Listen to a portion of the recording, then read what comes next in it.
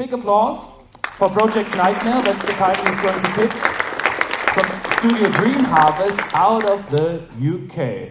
Justin, you're ready? No, you're not? But I'm terrible at it. it's your time to shine. Hi everyone, I'm Justin French. I'm the founder, CEO and audio director at DreamHarvest. I've been working in the industry for around 15 years, both in AAA and AAA and indie, in a variety of roles. We originally were a 2017 GTR studio. We raised our initial investment then, and they've been a great help to sort of help us raise additional rounds since then to keep the studio running. As a studio, we like to create experiences that challenge players strategically and emotionally. And we learned a lot of lessons with our first two titles. So our team is made up of a very highly experienced ex-AAA group of people, predominantly senior lead and director level alumni from companies like Creative Assembly, Bossa Studios, Fortiche, Ubisoft, among many others, and who've worked on projects like the Total War series, predecessors, Ghost Recon, Battletech, Humankind, Nightingale, and Riot's Arcane animation series. And a few of our team members actually all work together on Total War, well, a number of the Total War games. So they have a lot of experience working together. So yeah, we learned a lot of lessons with our first two titles, the first of which was Neuroslicers, which was a very ambitious online live service real-time strategy game where we combined solo PvP and PvE gameplay, all wrapped up in narrative with AI-powered units. It was a really interesting project to work on. And then our second title, which is actually launching very, very soon, which was called Neuronet Mendex Proxy. It was set in the same universe as Neuroslicers, so part of the same IP. And it was a narrative-driven adventure and moral dilemma simulator. As I mentioned, we're actually launching this early next year. But actually, what I'm really here to talk about is our new IP. And it's not another cyberpunk game. I think we've all had enough of cyberpunk to last a lifetime. So let me introduce you to Project Nightmare. London represents you this evening's main entertainment. In one corner, an underpaid ex-seamstress with a penchant for violence. In the other, an insulted cop with the breath to match. Let's not be overquoted.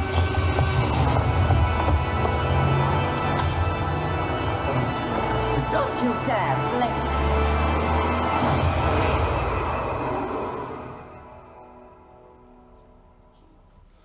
It's an interesting story about this trailer that come to me afterwards and I'll tell you about it.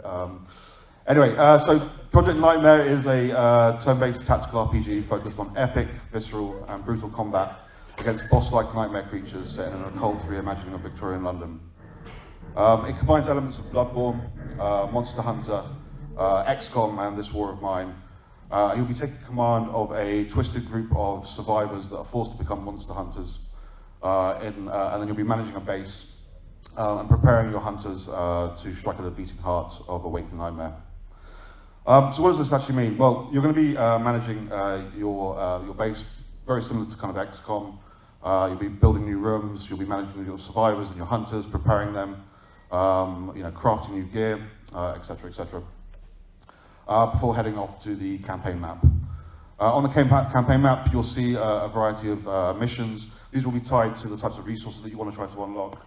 And then you'll also see a number of different quarries. These are the boss creatures, and as you progress, you'll be unlocking new ones to fight and at different tiers. And each boss creature has its own set of resources that you use for crafting. Once you choose your mission, you'll be heading into the hunt track. So the hunt track is a node-based system in different districts of London. This is where we have some of our procedural narrative systems. So every time you go into a district, you'll be experiencing a variety of core narrative events, but also randomized story events that give each playthrough a completely different experience. And there are chances that you could come across side missions, moral dilemmas that you need to solve, minion battles that take health away from your characters.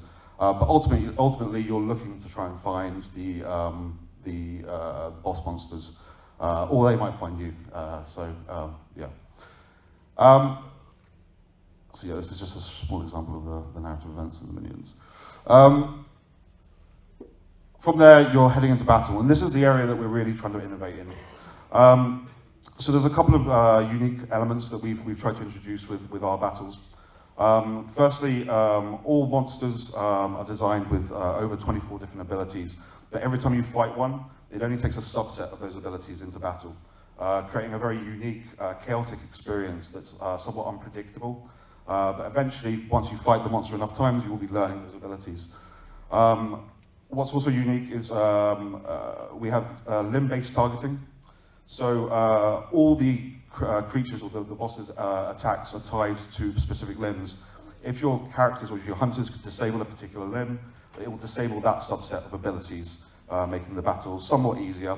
However, at higher tiers, what this actually does is introduce new abilities that makes the battle harder. Secondly, we wanted to make battles feel a bit more free-flowing, a bit more like an action experience.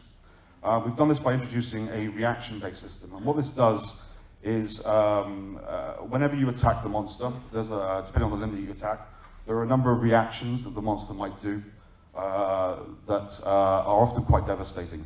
But vice versa, whenever the monster attacks one of your hunters can also react, and those reactions are tied to the abilities they've learned, to the equipment they're wearing, or the weapons that they're using. And this actually creates a very free-flowing experience where turns kind of blend into each other, which is really cool. Once you've defeated the monster, you'll learn more information about it. You'll get some unique resources. You'll learn some of its moves and how to disable them, etc. And we have a variety of other systems in the game for deep crafting, deep RPG type mechanics. But one of the unique elements in our game is our trait-based leveling system. Traditionally, in RPGs, you're earning experience points, and then you're, putting those experience points into leveling up your characters. Instead, for us, all leveling is done through traits, and traits are earned through narrative events or through battle. And traits could be things like a character breaks their leg during a battle. They'll then earn a number of modifiers to their core attributes. But some traits, such as perhaps like one of your characters was a chimney sweep, and they have a thing called black lung, which is one of the traits. It means that they will get minus, say, 2 to their stamina, but then they're immune to poison. So traits can be both positive and negative. So to summarize, you're going to be hunting, slaying, and butchering monsters in a world on the brink of doom through chaotic turn-based combat set in a occult take on Victorian London. Our unique selling point is obviously the narrative-driven, trait-infused progression system. The gameplay hook is chaotic turn-based battles against boss-like creatures. And our core innovation is the interwoven turns using the reaction system. We obviously took a long, deep look at the market in a number of different ways. We realized that there's still a lot of room to innovate within the turn-based tactics RPG genre. And games within this genre seem to do very well, especially at the AA level. They're often making multi-millions. But even indie-sized projects such as Darkest Dungeon, which isn't your traditional turn-based tactics game, but that generated the same as XCOM, over 60 million. I think if we're able to innovate, if we're able to add a really interesting narrative experience that draws people into the game, then I think we're onto something. So we started early prototyping in January this year. It was mainly ideation, paper prototyping. We're currently building our Unity demo, which there is going to be a version for you guys to try out later today, though it's very early. Our total dev budget is around 4.5 million. We're currently looking for between 2.5 and 3.5 million from a publisher or project financing.